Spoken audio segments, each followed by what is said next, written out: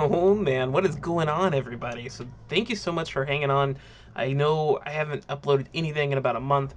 This is actually something that I recorded about 6 weeks ago. I just got super busy with work. I'm doing some side contract work, and then I also have been dealing with a couple of the community strikes on YouTube that have kept me from uploading. So, sorry this is taking so long to get to you, but I'm very excited that you're here. So, let's just go ahead and dive right in. What's up, guys? Okay, so if you're checking this out, let's just dive right in because I'm going to assume you've already seen part one where I used a JavaScript payload, a cross-site scripting vulnerability to steal a session cookie. Now, I left that video saying the impact of that issue is kind of low, and that's because the user who we're able to steal the session cookie for would have to be the user who created the note, which doesn't make a lot of sense, right? Because if the user can come in and create a note, why would we even need to steal a session cookie? Like, if he can create the note, he's already logged in as himself, right? It's not like we're stealing the session cookie of other people. So if this is all new, if you don't know what I'm talking about, go check out part one of the video. This time, I want to show you how we can actually chain cross-site scripting with cross-site request forgery to make this more of a high impact issue. Because I'm going to show you how we can trick a victim into creating a note for us. And if he creates that note, let's say that note had a payload that would send us his session cookie. Boom. That just made it to where we've got the ability to completely take over an account. If you don't know anything about cross-site request forgery, I've got a couple articles I wrote up on my blog. You can just come and search for them if you'd like to. This one goes over like some of the basics, what it is, how to mitigate it, that type of thing.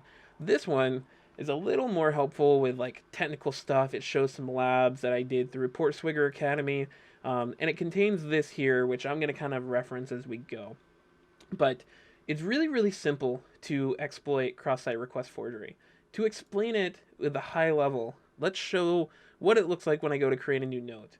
So manually, when you create a note, and I'll just say like example, and we'll turn intercept on, and we'll save this. So when we go to create this note, right away we see, okay, it tries to submit a post request to this submit note.php file. And in that post request, we've got three parameters in the body of the request. One's named title, that contains the text that we provided. One named note, that also contains what we provide. And then a third one that's called submit, that contains the text save. So if we were to issue, or if we wanted to use CSRF, cross-site request forgery, all that we're doing is we're issuing this exact post request on the victim's behalf. They don't know we're doing it. We're just going to get them to actually do it.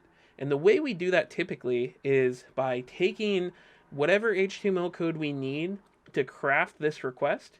We'll go and we'll take that HTML code and we'll post it up on our own web server.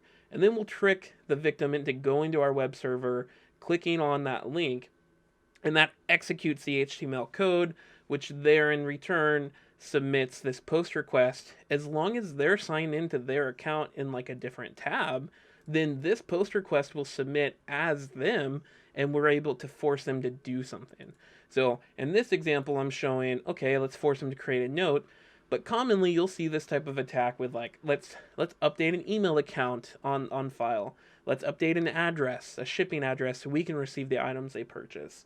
Let's transfer funds, right? Like, let's do something like that. Those are typically types of things you would see CSRF leveraged for. So I'm going to send this to Repeater so we've got it in case we need it, and then I'm just going to drop this request because I don't want to actually submit anything yet. So request was dropped. We'll come back to home, and we can see we still just have this one note from the last video. I'll go and delete that because we don't need it anymore.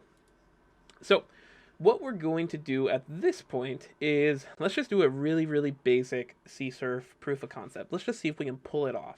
So if we come back here, I'm going to grab the contents of this guy just so we can kind of start piecing all this together. And let's make a new notepad. And if we throw this in, what we're saying is, okay, the form method is going to be equal to something. Let's go back to Repeater and let's go look at, whoops, making a mess here. Okay, so the form method is going to be, in this case, a post request. So we'll say post, Action is going to be the URL that we're actually submitting the action to. So we can come out here, we can grab copy link location on the new note thing, and we'll go back into our notepad, we'll paste that in. And then input type. So this is where you're going to provide all of the parameters that are needed to issue the request. In our case, we've got 3 of them, right? 1, 2, 3. So if we come into our notepad, I'm just going to copy this whole line. I'm going to paste it out 3 times. Okay, all of them are hidden. That's fine for me. And then what are the names of these parameters? Well, the first one's named title. And currently it contains a value that says example, right? Like titles here, value, example. I'm going to go in and just say the value is going to be CSRF example, just so we know this was created through CSRF. Okay, the next parameter we have here is note, and that's going to contain a value of, I'll just also do CSRF example note. And then this final one we have is submit is equal to save. So we're going to come in here and we're going to say submit, and then the value equal to save. And I think they use lowercase. I don't know if it's case sensitive. Perfect. Awesome. So that's what these items are about. Finally, we've got a script tag that just says, hey, okay, look, go out and find any document forms. See, because this was created as a form. Find any document forms.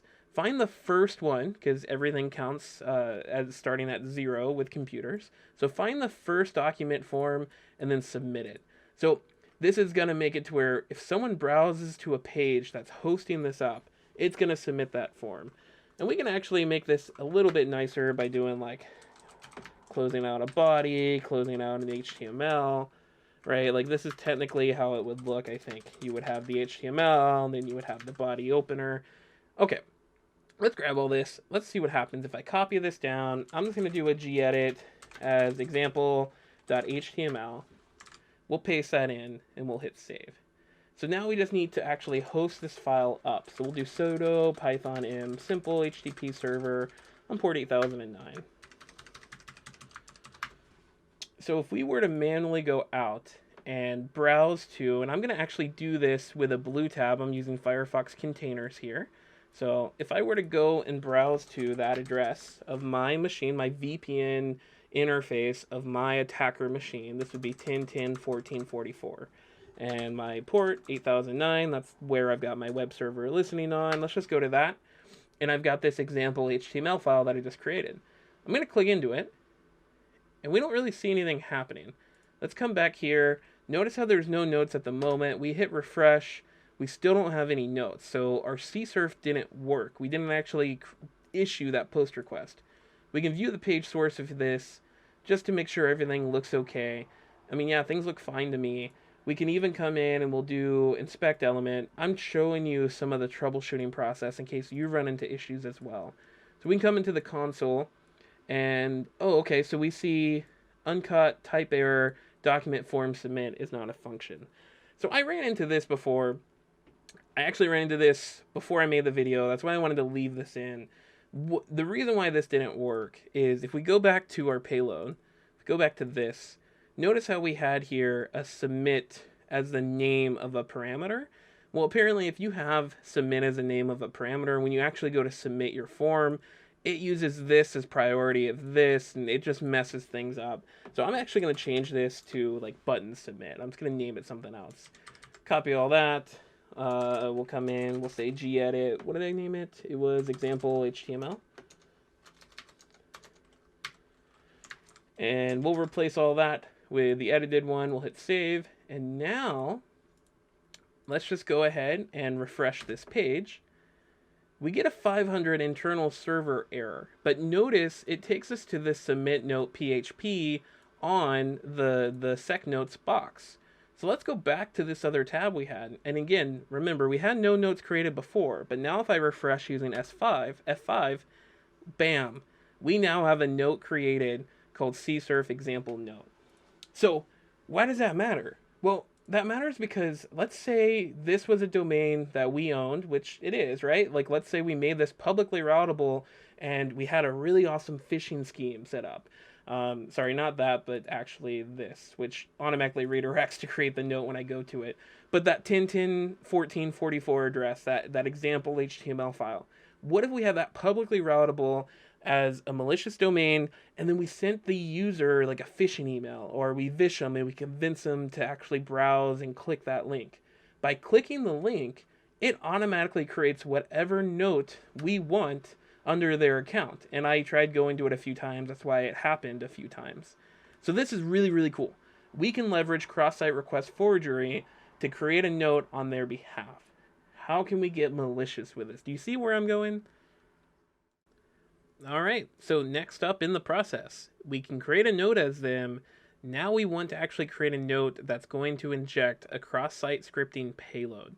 This is where we start chaining the two vulnerabilities together. If we can leverage cross-site request forgery to create a note on their behalf that contains a cross-site scripting payload that will send the attacker, it'll send to us their session cookie when they browse to that note, bam, we have an easy way to take over an account. And all they had to do was click a link. They didn't have to enter credentials or anything like that. So let's go ahead and take a look at our example payload that we had. And I had that open in one of these. Here we are. So here's that example that we created, right? What I want to do now is I want to just go ahead and replace one of these values. And it can either be the title or the note. Doesn't really matter. I'm going to use title in this case because I'd rather it just show up at the top without them having to expand anything. While I don't think that you have to expand note in order to trigger the payload, I don't want to risk it. I'm just going to throw it into the title. And if we run into like character restrictions or something because of the title can only be whatever number of characters, we can always use note afterwards. So take a look at this. So this payload right here is what I showed you guys back in the last video. All we're saying here is the image is at this remote file server. So go pull that down, and while you're at it, send us your document cookie. Cool. So this basically is a way for us to grab a session cookie from a victim using cross-site scripting. I'm going to copy that out, or I guess I'll cut it technically, and I'm going to replace CSRF example with that payload. This is what I want the title of that note to read. So we'll grab all of this, and I'll come in, and I'm just going to go ahead and say gedit, and we'll just call this, I don't know, csrf.html. I'll paste all this code in. Right away when I do, I see something's kind of messed up, and this is why I like using gedit sometimes. VI will do the same thing, but it color coordinates things for us, and we could tell anytime you got blue text here, this shouldn't be blue. This should all be that same like green, teal-ish color or whatever. So some of these special characters are messing up our syntax, and it looks to be this double quote. So I don't actually ever remember how to properly escape things, so I'm just going to Google how to escape double quote in HTML. We get this guy, and scroll down a bit, blah, blah, blah, blah, blah.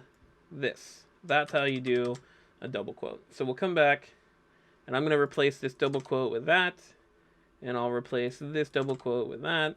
And notice now the color of everything here looks much, much better until we get to the end, which is perfect because this now is the next line starting to go for the next variable or the next parameter.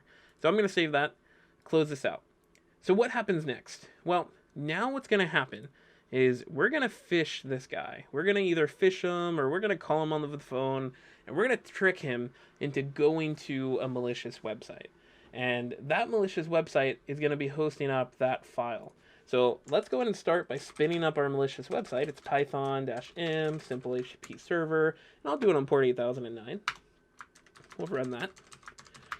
So just pretend, this box is on the internet. It's publicly routable. So when I post this up, we would go out to a real, like badsite.com/ and then the name of that file, which we did csrf.html, right? It's not, in my case, it's all local, but the idea is the same. 10.10.14.44, port 8009, because that's the port that my server is listening on. And then we'll do csrf.html.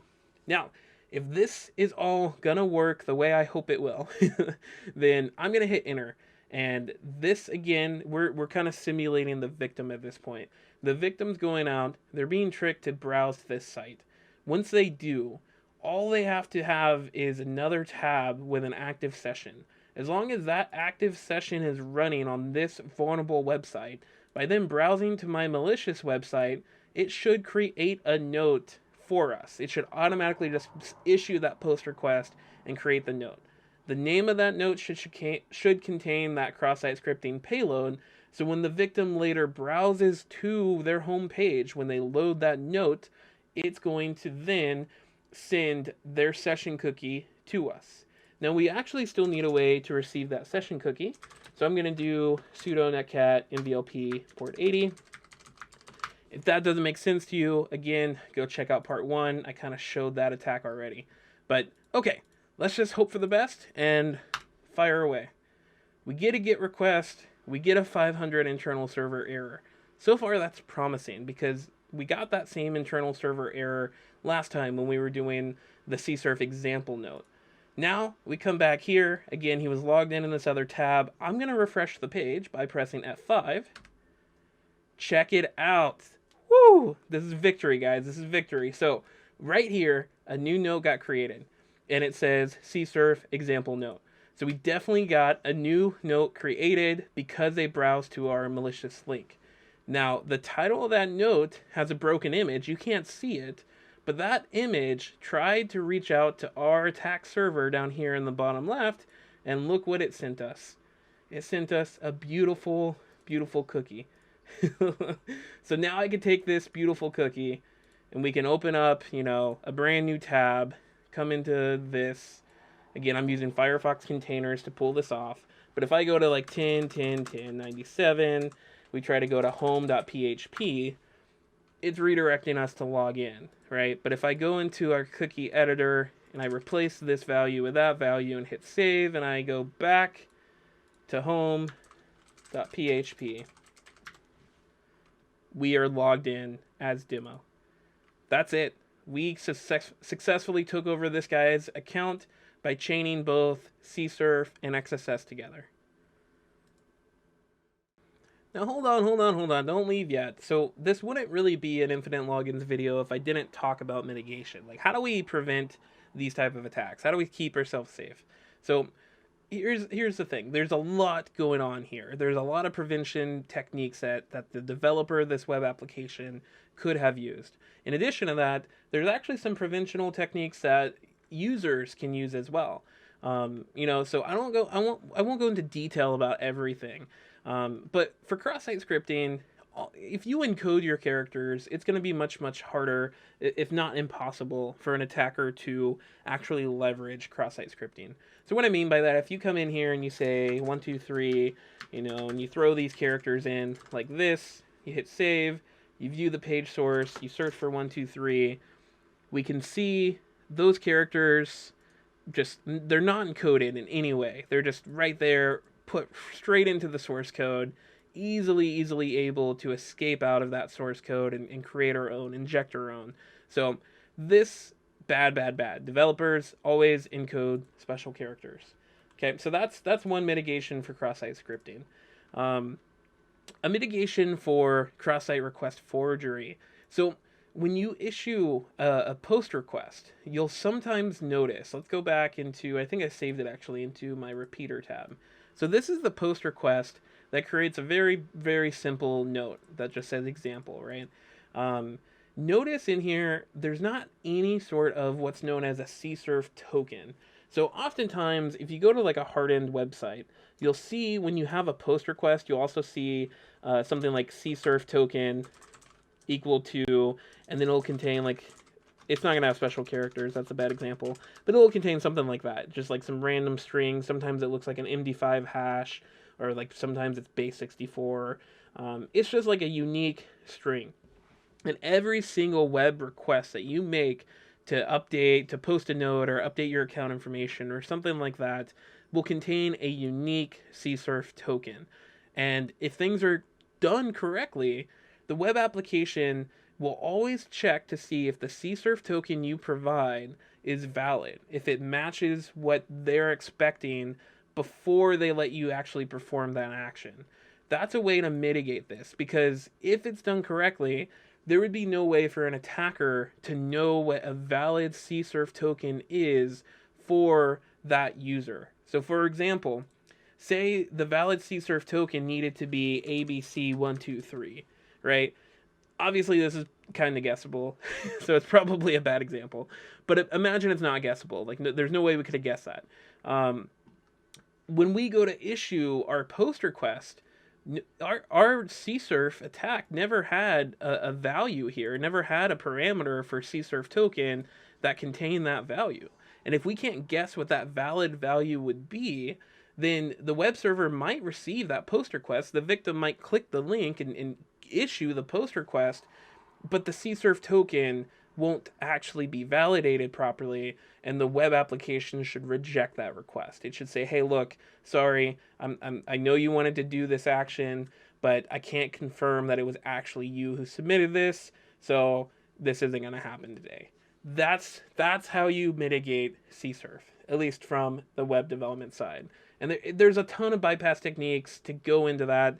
Portswigger Academy has some awesome labs that can kind of teach you the ins and outs to bypassing CSRF tokens.